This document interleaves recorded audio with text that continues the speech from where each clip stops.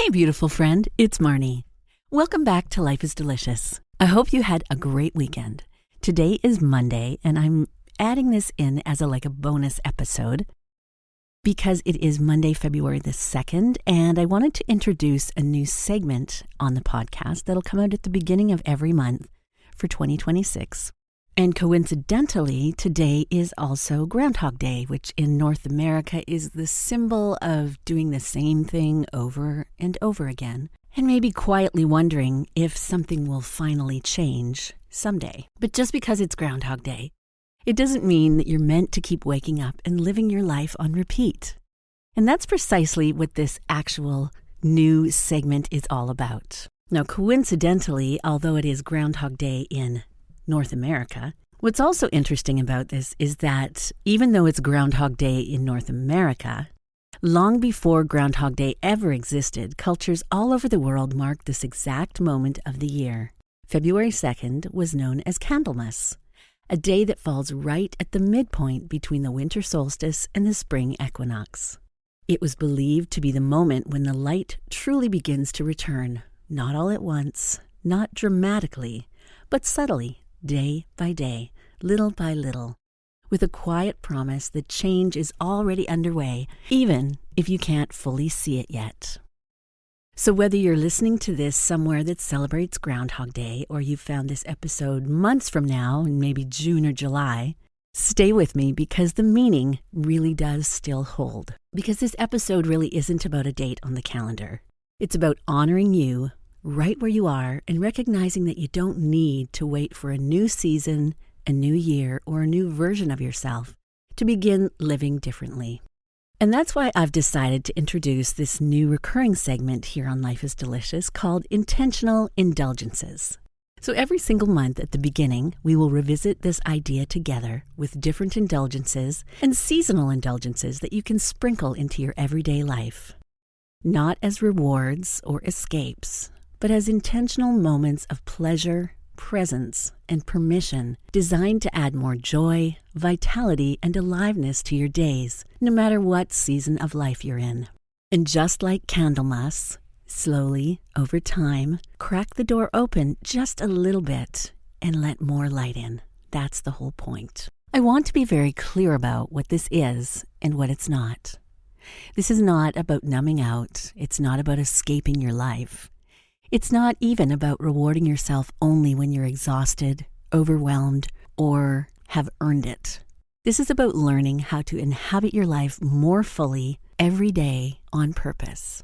For many women, especially in midlife, pleasure has become conditional. We're taught that we have to earn it, postpone it, justify it, or apologize for it. And over time, that teaches our nervous system that rest, joy, and play are unsafe, or are optional, or maybe indulgent in the worst sense of the word. But these intentional indulgences are the opposite of that. It is the practice of choosing small, tangible moments of pleasure on purpose to begin to teach yourself that these practices matter to our sanity and our mental health, and they deeply matter to our sense of self-worth. Because when we consistently deny ourselves pleasure, rest, and beauty, the message we internalize is subtle, but really powerful.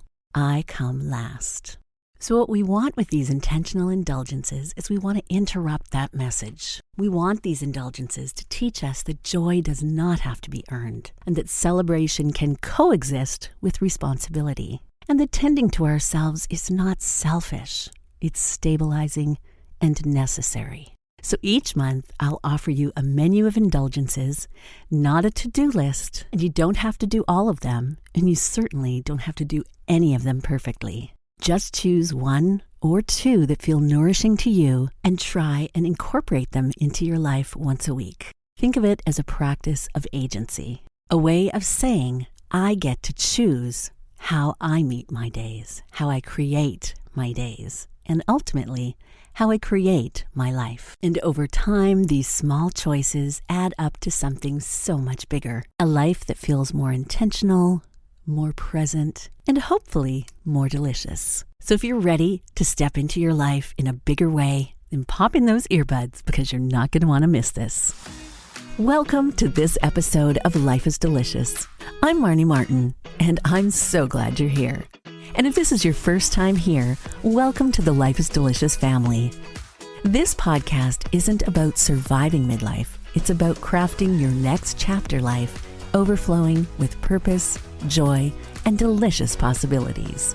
Listen, midlife doesn't have to be a crisis. It can be a beautiful invitation to remember who we are, to rediscover a new version of ourselves, or to completely reinvent our life to reflect who we are becoming now. So if you're tired of being exhausted, living life on autopilot, and putting everyone else first, then you are in the right place. Each week, we'll bring you thought-provoking ideas and practical strategies, as well as inspiration to help you prioritize yourself again. It's time to take back your joie de vivre. So grab a notebook and pen and pop in those earbuds, and let's go get it. As we all know, life isn't always delicious. And one of the only constants we have in life is that things are always changing. Life can be a beautiful mess of twists and turns.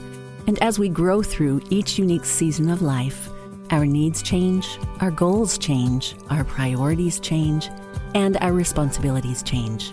And sometimes when the really hard stuff shows up, as it inevitably will, we can find ourselves lost and without a clear direction. Sometimes that can happen when we've had a huge life transition, like a divorce or a diagnosis, or we realize that our babies are all grown up and ready to be out on their own. And sometimes it can be a subtle or not so subtle restlessness that tells us we're ready to step into a bigger, bolder, more authentic version of ourselves. But one thing is for sure, we can't transition into what's next happily until we get really clear about what's weighing us down, what lights us up, and what we truly want when our soul whispers its truth. Happy is Not an Accident is a guided journal created to bring you back home to your truest self, to remember who you are, and to give you a safe place to explore and reflect on where you've been, where you really want to go, and who you want to become now. With deep, inspiring prompts, thought-provoking questions, and powerful exercises to help you excavate your most authentic self, Happy is Not an Accident will be the daily ritual that you look forward to as you step into this next awesome chapter of life. Give yourself the gift of self-reflection and create this beautiful life of yours on purpose and with intention. Get your copy or one for somebody that you love at lifeisdelicious.ca/happy. So normally I start these practices in January, and because I didn't get organized to get that done at the beginning of the year, we're going to incorporate a few of the January ideas into the month of February. And again, these are all just suggestions. Some of them are seasonal and some of them are just timeless, so you can incorporate them any time of the year that feels good to you. And my hope is by the time we get to the end of all of these intentional indulgences, that you will have like a checklist of things that you can use as a go-to to just tap into some joy anytime you like. So number one is outfit a comfort drawer. So the whole idea behind the comfort drawer is it could be in a bathroom, your bedside table, it could be a little drawer in your desk. Whatever it is for you, it could even be a beautiful box that you have tucked up into the top of your closet that you can pull down whenever you need it. But the whole idea is to fill it with things that you love. So maybe it's a favorite tea that you love. Maybe there's some chocolate in there. Maybe you have a particular candy that when you pop one into your mouth, it makes you feel like summer. Maybe there's a book that you love to read, or maybe there's a Sudoku or crossword puzzle book in there. Maybe there's some blank pages for you to journal in. Anything that brings you joy. Maybe some essential oils that you can spray on your pillow that's just going to put you into a state of zen. It's just a place for you to have that is specifically for you and to create a little space in your week somewhere to be able to open up your comfort drawer and just take a minute and enjoy something inside the box, whether it's a cup of tea by the fireplace. It could be anything at all, but it's just there to remind you that you matter. So number 2, and this kind of goes along with the comfort drawer, but it's a little bit bigger, and you can take this if you have the space and time to incorporate it. And this one is creating a sacred space. So very similar to the comfort drawer, but this is a place that you can use as a meditation of sorts. Not that you have to meditate there, but creating a sacred space, whether it's a cozy chair in the corner where you have a nice blanket and you can just sit and be quiet or journal there. Maybe it's a favorite bench under a tree in your backyard, and you can have more than one sacred space, let me tell you.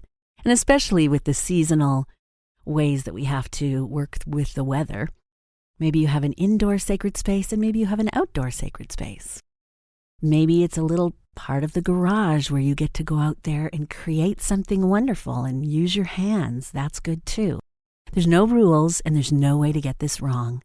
It's just finding a little place, it could be a windowsill, where you can sit down, get quiet, get centered, and hear the little voice inside you that knows what this woman you're creating needs. And often, there's a lot of science around this. When we create a ritual, a place that we go to regularly, it's so much easier to get into the space of that Zen moment because we've trained ourselves that this is a safe place for us to relax, a safe place for us to be. And we go to that sacred space with the intention of connecting with our inner voice. And when we do that on a regular basis, it just becomes easier and easier and easier.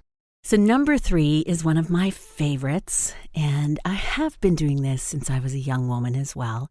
I don't do it as often as I used to anymore, but I think that's because through taking this exercise, I've gotten much more in tune with myself over the years. And this one is called Taking Yourself on a Creative Excursion.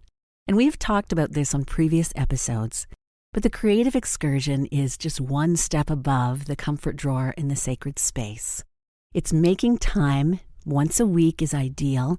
If you can't seem to find that, once a month is fine. But this doesn't have to be an all-day affair. It can certainly be a half an hour if that's all you have. It could be an hour. It could be an afternoon. Maybe it's an evening. So what we're talking about is taking yourself somewhere with the intention of reconnecting with yourself. Some of the ones that I have gone on, and I quite regularly did a journal and a glass of wine, or a journal and a cup of tea. So I would find a little restaurant or a cafe or a waterside little nook that I could go to and take my journal and just sit for an hour or two and just be with myself and reconnect with my inner voice and think through my life and dream and envision what it is that I want to create. And it's not a time for worry or any of those things. It's really a time where you have like a date with yourself. And just like any intimate relationship, the best thing you can give yourself is the gift of time with you. And that's how you begin to excavate that authenticity that's inside you by getting to know the woman who's in there. And what we need in order to do that is time. So the creative excursion is a super fun thing to do. Now, maybe it's just you take yourself to your favorite bookstore and you just allow yourself the indulgence of taking a nice, relaxing afternoon. Maybe you go to a thrift store or a few thrift stores and spend the afternoon just seeing what kind of beautiful treasures you can find. Maybe it's a walk on a trail that you've never been on before. Maybe you take yourself to the beach. And maybe you grab a cup of coffee and go and watch the sunrise somewhere. Sometimes my creative excursions have not even needed to be outside of my own house. Sometimes a creative excursion to me is to shut all the distractions off, turn off my phone, turn off the TV, put on some beautiful, relaxing music, some spa music, and to have a spa night with myself. Make a bubble bath, put on a mask, just to luxuriate in the peace and quiet and with no distractions. That's the most important thing, is to be able to just give that gift to yourself. So I hope you'll try it. And even if some of the ideas that I've come up with may not fit your lifestyle, take a few minutes and sit down and figure out what a creative excursion would look like for you. It certainly can be time with a girlfriend if that's something you really need, but ideally it's time with just yourself. So you might have a very different idea about what a creative excursion might look like for you, and that's just fine too. Like I say, there's no way to get this wrong. This is all about joy. So because I didn't get this organized to have it started in January, I want to give you the very first intentional indulgence, which normally I do in January just because it's a kind of a neat way to begin the year. I first heard about this concept back when I was probably in my mid-20s and had 2 little tiny babies at home. And of course, still going through my period and moments in the month, of course, where I would be blue or be very emotional and kind of needing some major self-care. But we can do that in midlife too. So this exercise is about taking a day to do some looking around after Christmas when all the sales are on and picking up intentionally 12 small gifts. They don't have to be expensive. They can actually be something very inexpensive. But what the idea is to buy these little gifts and to bring them home and to get one beautiful thing of wrapping paper and wrap them all up in the exact same paper. So it's really hard for you to remember what's in each box. And then put it away, either in a bin in the closet or in a drawer somewhere. And when you're just having a moment and you're just having a really bad day, you can go into the closet and pull something out and just give yourself a little treat, a little gift that says, hey, I know today is hard, but let's make it better. And what's really great about this is, like I say, it doesn't have to be expensive. So similar to your comfort drawer, a lot of the gifts that I would have wrapped up for myself would have been maybe a new shade of nail polish. Maybe it was a beautiful bubble bath. Maybe it was something yummy that I love to eat that I don't really allow myself very often. Maybe it's some beautiful note cards that I can write letters to my friends or to say thank you to people. Whatever it is for you, it could be just a beautiful lacy pair of panties if that's something that floats your boat and would just feel like super indulgent. Go for that. It could also be just a nice little pair of earrings or just a bracelet, or it could be anything. So that's where this could be really fun, and you can just play with it a little bit and see what lights you up and what would really make for a beautiful day if you're having a bad day.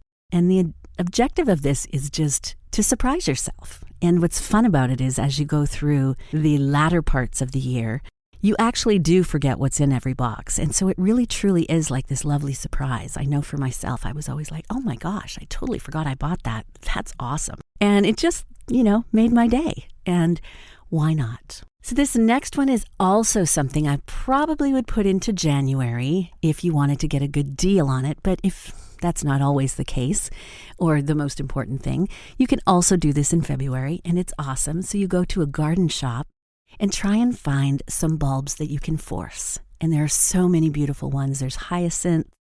There are paperwhites. I personally have been growing amaryllis in my house, and they are they just brighten up the entire darkness of the winter in my house. And they're spectacular. The amaryllis are absolutely spectacular.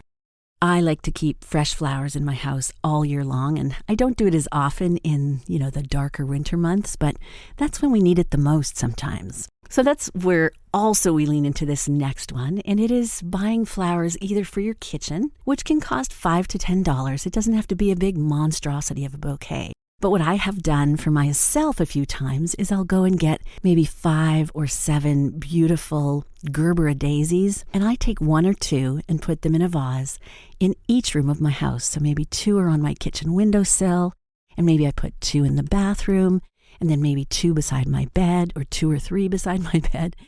And it just adds that little pop of color that lets you know that spring is coming. It's really not that far away, and it just adds a little bit of beauty to your space. Now, this is also the time of year where we can get pansies and primulas. So if that's something that floats your boat instead, maybe go and get some of those early spring flowers and plant them outside of your front door just to bring a little pop. So when you're coming home, you feel like the same thing. It's like, spring is coming. If you can't get the flowers to go outside because you do live in a very cold, wintry place, then the inside flowers are a perfect antidote to that. The other thing we can do, especially if you're in a mild climate, would be to order seeds from a seed catalog or pop into a garden shop and pick up some seeds that you can start indoors now to be ready to plant out after the last frost. Even just sitting with this seed catalog and perusing it while you're sitting with a cup of tea is just so much fun. You can start to visualize what's going to happen in the garden, where you're going to put things and what you want to rearrange. So that's one of my little personal indulgences for sure. And the last one for today is definitely not a seasonal indulgence. This one is particularly good for February because we are in the month of Valentine's Day and connections and friendships. And this one is to write a long love letter to yourself, to your authentic self. Tell her why you love her, acknowledge the things that she's done right in her life, and encourage her in the way that you would a special friend. And if you feel inspired, mail it to yourself for a time when maybe you're feeling discouraged and just need a little bit of reassurance. That can be a super fun one. And the other thing that you can do if you're not wanting to do that for yourself is to do that exact same thing for somebody that you love. Maybe you write a love letter to somebody like a favorite aunt who's really had an impact in your life, or maybe it's your grandmother, or maybe it's just a really dear friend who's always had your back. Just expressing yourself in that way and putting it in an envelope and mailing it, it makes two things really powerful. It makes you feel super good and connected to the good things and the gratitude in your life, but it also sends all that positivity and love over to someone that you care about. So this last one is kind of a bonus indulgence, and this one is for all the single gals out there, or the women whose maybe their husbands work away at camp or aren't home during Valentine's Day. And a lot of my girlfriends and I have done this in the past, and it's really a fun way to connect. And what we do is we host a Galentine's, where we all get together on Valentine's Day or as close to it as we can, and we celebrate with confections and a beautiful dinner and maybe some nice wine. And we just enjoy each other's company, and maybe we play some fun games, but we celebrate in a way that doesn't make us feel like anything in our life is lacking. And it can be a really beautiful exchange between your women friends, whether you're married or not. So that's it for this month's Intentional Indulgences. And I have a whole bunch more, which I'll be bringing to you again at the beginning of March. And I hope that this new segment is going to inspire you to try something new in your own life. I'm so excited to see which one of these indulgences spoke to you and how it made you feel if you incorporated it into your life. Please drop me a DM on Facebook or on Instagram. All of my details are down in the show notes, and I can't wait to hear what you came up with. I read absolutely every response, and your input matters so much. I hope you enjoyed today's episode. I hope it inspired you or motivated you in some way to keep going and to create your very best life. If you did, would you take 5 quick minutes to leave me a review on Apple Podcasts? It's the best way for me to know that you are enjoying the show, and it helps other listeners find me as well. And while you're at it, head over to lifeisdelicious.ca and sign up for my email newsletter. It's like a warm hug from me every week, and not only will you get first access to new episodes, I've also put together a free 5-day email experience called the Midlife Boundary Reset, where you'll get 5 days of insights, mindset shifts, and daily journal prompts to help you gently start choosing yourself again and create better boundaries without guilt, drama, or burning bridges. I've put the link in the show notes as well, and I think you're going to love it. One last thing, if you know someone who would enjoy an episode like this, please do them a favor and share it with them. It's the best gift you can give someone that you love. If no one has told you today, there is no one on this planet that is exactly like you. And this world is a better place because you're here. So thank you for being here. I'll be back next week, and I hope you'll join me right here on Life is Delicious.